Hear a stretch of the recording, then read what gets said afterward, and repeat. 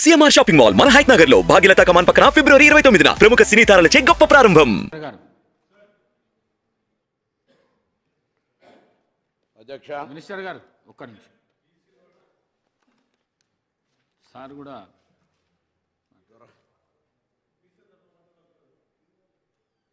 Speaker sir ధన్యవాదాలు. ఒక ముఖ్యమైన తీర్మానం మీద మాకు అవకాశం కల్పించినందుకు మీ ద్వారా సభకు ధన్యవాదాలు సార్. ముందుగా మా పార్టీ తరఫున గౌరవనీయులు గంగుల కమలాకర్ గారు, కడియం శ్రీహరి గారు, కాలేరు వెంకటేష్ గారు అందరూ చెప్పారు. నేను కూడా తిరిగి మళ్ళీ పునరుద్ఘాటిస్తూ ఉన్నా సార్. ఈ తీర్మానాన్ని పూర్తి స్థాయిలో మా పార్టీ పరంగా పూర్తి స్థాయిలో మనస్ఫూర్తిగా దీన్ని ఆహ్వానిస్తున్నాము, స్వాగతిస్తున్నాము. ప్రభుత్వానికి అభినందనలు కూడా హృదయపూర్వకంగా తెలియజేస్తున్నాం సార్. అధ్యక్ష, కాకపోతే ఒక విషయం చెప్పాలి అధ్యక్ష, ఎందుకంటే ఈ తీర్మానం స్వాగతించదగ్గది అనే మాట అందులో భేదాభిప్రాయం లేదు, భిన్నాభిప్రాయం లేదు. మా నాయకులు, ప్రతిపక్ష నాయకులు, గౌరవ పెద్దలు, తెలంగాణ తొలి ముఖ్యమంత్రి కేసీఆర్ గారు ఈరోజు కాదు అధ్యక్ష, 2004 డిసెంబర్ 17 నాడు ఆనాడు UPA 1 గవర్నమెంట్లో కేంద్ర మంత్రిగా ఆనాడు వారు ఇక్కడ మన రాష్ట్రంలో ఆనాడు ఉమ్మడి ఆంధ్రప్రదేశ్ రాష్ట్రంలో ఉండే బలహీన వర్గాల సంక్షేమం కోసం పోరాడే ఆర్ కృష్ణయ్య గారు, వకులాభరణం కృష్ణమోహన్ రావు గారు ఇట్లాంటి పెద్దలందరినీ కూడా తీసుకొని ఆనాటి అప్పటి ప్రధానమంత్రి గౌరవనీయులు మన్మోహన్ సింగ్ గారి అపాయింట్మెంటు వారు కోరినారు సార్. ఎందుకంటే బలహీన వర్గాల సమస్యల మీద మాట్లాడాలి, సమయం ఇవ్వండి అని కోరితే ప్రధానమంత్రి గారు ఒక 5 నిమిషాలు సరిపోతుందా అని అడిగినారు. 5 నిమిషాలు కాదు సార్, ముఖ్యమైన సమస్య మీకు వివరంగా చెప్పాలి, దయచేసి ఒక 40 నిమిషాలు టైం ఇవ్వండి అంటే దాదాపు ప్రధానమంత్రి మన్మోహన్ సింగ్ గారు గంటన్నర సమయం ఇచ్చి డిసెంబర్ 17, 2004 అధ్యక్ష, నేను తేదీతో సహా చెప్తా ఉన్నా, ఆ రోజు పోయి కలిసి సవివరంగా వారికి ఎక్స్ప్లెయిన్ చేయడమే కాకుండా ఆ రోజు పెట్టిన డిమాండ్ కూడా ఒకటే సార్. మా పార్టీ తరఫున ఆనాడు కేంద్ర మంత్రిగా కేసీఆర్ గారు చెప్పిన మాట, అన్ని రాష్ట్రాల్లో బీసీ వెల్ఫేర్ మంత్రిత్వ శాఖలు ఉన్నాయి, కేంద్రంలో లేకపోవడం అనేది శోచనీయం, బాధాకరం.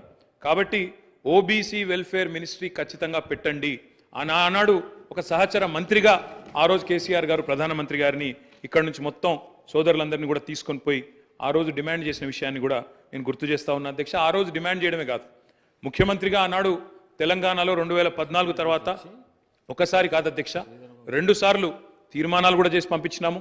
ఆనాడు మళ్ళీ ప్రధానమంత్రి నరేంద్ర మోడీ గారికి కూడా విజ్ఞప్తి చేసినాం, ఓబీసీ వెల్ఫేర్ మినిస్ట్రీ పెట్టండి, పెట్టినట్టయితేనే మీరు బడ్జెట్లో కనీసం 5% పెట్టినా 2 లక్షల కోట్లు వస్తుంది భారతదేశంలోని బలహీన వర్గాలకు అని చెప్పి డిమాండ్ చేసిన పార్టీ బీఆర్ఎస్ పార్టీ అనే మాట కూడా నేను మళ్ళొకసారి గుర్తు చేస్తా ఉన్నా అధ్యక్ష.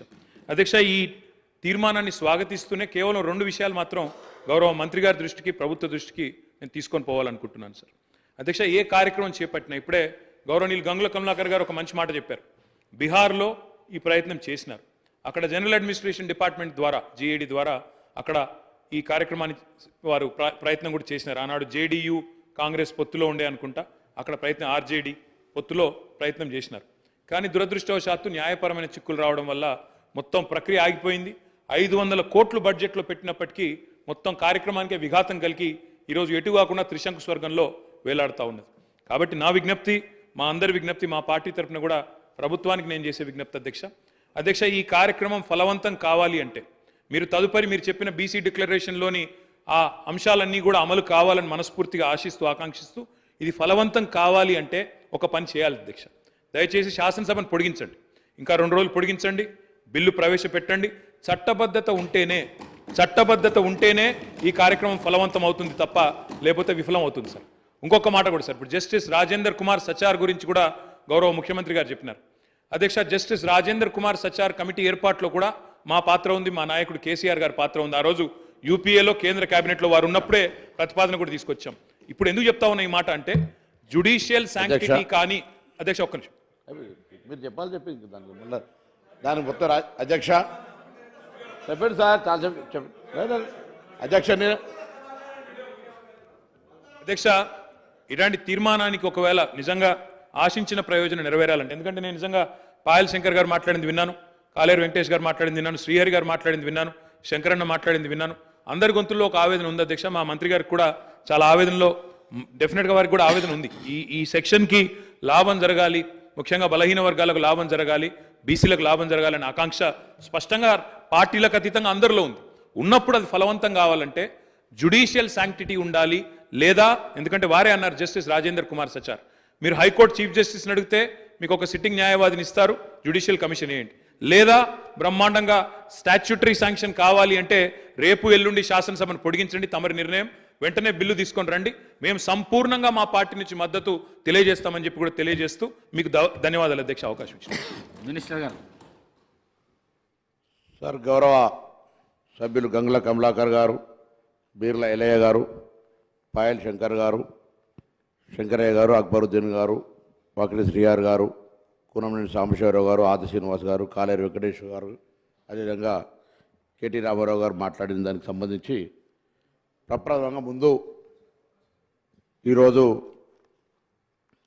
నిజంగా ఈ శాసనసభ తెలంగాణ రాష్ట్ర ఏర్పాటుకు సంబంధించి జరిగిన తర్వాత ఒక పెద్ద నిర్ణయం తీసుకొని ఈ రాష్ట్రంలో మేము ఎవరికి వ్యతిరేకంగా ఇది నిర్ణయం తీసుకునేది కాదు అధ్యక్ష. ఈ రాష్ట్రంలో ఉన్నటువంటి గౌరవ మా శాసనసభ్యులు, బలహీన వర్గాలకు సంబంధించిన శాసనసభ్యులు సంఖ్య ఎక్కువ ఉండాలి, న్యాయం జరగాలి, పిల్లల ఆర్థిక, విద్య, రాజకీయ అన్ని రకాలు పెరగాలనే ఆలోచన మిగతా అన్ని రాజకీయ పార్టీలు చెప్పినట్టుగానే మేము కూడా ఒక చిత్తశుద్ధితోటి ఈరోజు ఈ కార్యక్రమం తీసుకున్నాం. తప్పకుండా అందరూ కూడా దీనికి మద్దతు ఇచ్చినారు, వారందరూ కూడా ప్రత్యేకించి ధన్యవాదాలు. కానీ ఇందులో కొన్ని అంశాలకు సంబంధించి వారు లేవనెత్తినప్పుడు వారికి జవాబు చెప్పి ప్రభుత్వం తరఫున అందరు సహకారం అడుగుతాను. ఒకటి స్పష్టంగా చెప్తాను, ఇది విధి విధానాలకు సంబంధించి గౌరవ శాసనసభ్యుల్ని కావచ్చు, ఇందులో న్యాయం జరగాలి బలహీన వర్గాలకు అనేటువంటి ఆకాంక్షించే వాళ్ళు కావచ్చు, రాజకీయ పార్టీలు కావచ్చు, అందరికీ కూడా సహకారం తీసుకుంటూ ఎక్కడ కూడా వివక్షపూరితంగా ఏదో రాజకీయపరమైన అంశాలను తీసుకొని పోయేది, ఇది బలహీన వర్గాలకు న్యాయం జరగాలనేటువంటిది మా పార్టీ ఆకాంక్ష, మా ప్రభుత్వం ఆకాంక్ష అనే మాట సందర్భంగా మనం చేస్తున్నాం అధ్యక్ష. ఈరోజు చాలా మాట్లాడుతారు చట్టం గురించి సంబంధించి, చట్టం చేయాలి. నాకు ఆశ్చర్యం అనిపించింది అధ్యక్ష, రాజకీయంగా తర్వాత మాట్లాడతాను. ముందు మీరు ఎవరైనా తెలుసుకోమని చెప్తాను. నేను గౌరవ ఇక్కడ కూడా వెంకటేశ్వర న్యాయవాది ఉన్నారు, లేదా గౌరవ సభ్యులు 2011 ఢిల్లీలో కేంద్ర ప్రభుత్వం చేసింది, ఆనాడు యూపీఏ ప్రభుత్వం, నేను కూడా సభ్యుడిని. అప్పుడు ఏర్పడినటువంటి కేంద్ర ఓబీసీ పార్లమెంటరీ కమిటీలో సభ్యుడిగా దాదాపు ఈ దేశంలో ఉన్న 20 రాష్ట్రాలు తిరిగే అవకాశం వచ్చింది. తప్పకుండా బలహీన వర్గాల పట్ల ఒక కమిట్మెంట్ ఉంది. డిగ్రీ చదువుకునే విద్యార్థి రాజకీయాల్లో ఆనాడు మురళీధర్ కమిషన్ లోపల మరి కార్యక్రమం తీసుకున్నప్పుడు మరి తెలుసు పరిస్థితి, మండలం పేరు మీద కమ్మటలను తీసుకొచ్చినటువంటి పరిస్థితుల్లో కూడా మండల్ గెలవాలని కోరాడుకున్నటువంటి వల్ల ఆనాడు నుంచి వచ్చిన బిడ్డగా నేను అందరూ కోరుతాను, గౌరవ సభ్యులు కూడా సభను కూడా 2011లో కూడా ఎటువంటి చట్టం చేయకుండానే క్యాష్ సెన్స్ జరిగిందవా, ఇది ఒక ప్రభుత్వ నిర్ణయం. ఈరోజు కూడా మీరు ఎవరు కూడా అనుమానపడాల్సిన అవసరం లేదు. చట్టానికి సంబంధించి కావచ్చు, చిత్తశుద్ధి ముఖ్యం. 2014లో అధికారంలోకి వచ్చిన తర్వాత సరే ఎవరు మంత్రులు ఉన్నారు, బీసీ వెల్ఫేర్ మంత్రులు ఎవరు ఏంది అనేది కాకుండా ఈ రాష్ట్రంలో 130 కులాలుండి 29% విద్యా ఉద్యోగ రంగాల్లో ఉన్న తర్వాత కూడా స్థానిక ఎన్నికల లోపల బీసీ రిజర్వేషన్ శాతం జరుగుతోంది అధ్యక్ష. కానీ చిత్తశుద్ధిగా మరి మిగతా అన్ని వీటికి సంబంధించి చేయాలనే ఆలోచన ఎప్పుడు రాలే. గౌరవ మాజీ మంత్రి గారు, నాకు ఆశ్చర్యం అనిపిస్తూ ఉంది, కులగణనకు సంబంధించిన ప్రభుత్వం చేసింది ఆ రోజు, దాన్ని బయట పెట్టమని అన్నాడు. అడిగుంటే ప్రభుత్వంలో ఉండి కోరితే క్యాబినెట్లోనన్నా కనీసం అడిగితే బాగుంటుండే. అది ఎప్పుడు కూడా బయటికి, ఇంతకుముందు అక్బరుద్దీన్ గారు అన్నట్టుగా మేము కూడా అడుగుతాను, దాన్ని బయట పెట్టి ఈరోజు ప్రభుత్వ ఖర్చులతో జరిగింది, దాన్ని బయట పెట్టాలని కూడా ఈ సందర్భంగా కోరుతా ఉన్నాం. తప్పకుండా మేము కూడా ఆ అంశం తెలియజేస్తామని అడుగుతాం అధ్యక్ష. తర్వాత పిల్ల గుట్టక ముందే కుల్ల గుట్టినట్టుగా అన్నట్టుగా మంత్రి గారు అనేకమైనటువంటి మేనిఫెస్టోలు ఏం పెడతాను, ఏం చేస్తున్నాం అధ్యక్ష, ఒక్కొక్క మాట చెప్తే చాలా అంశాలు ఉన్నాయి. ఈరోజు బలహీన వర్గాల మంత్రిగా ఒక కార్పొరేటర్ బలహీన వర్గాల సీటును వేరే వ్యక్తి తీసుకుని గెలిచిండు అనే దాని మీద కలెక్టర్ ప్రొసీడింగ్ ఇస్తే కూడా ఒక బీసీ మంత్రిగా ఆ బీసీకి అన్యాయం జరిగే విధంగా స్టే చేసినటువంటి పరిస్థితి మీకు నేను రికార్డుతో సాగిస్తాను. ఈ పరిస్థితులలో నేను ఒకటే మళ్ళీ కొడతాను, రాజకీయాలకు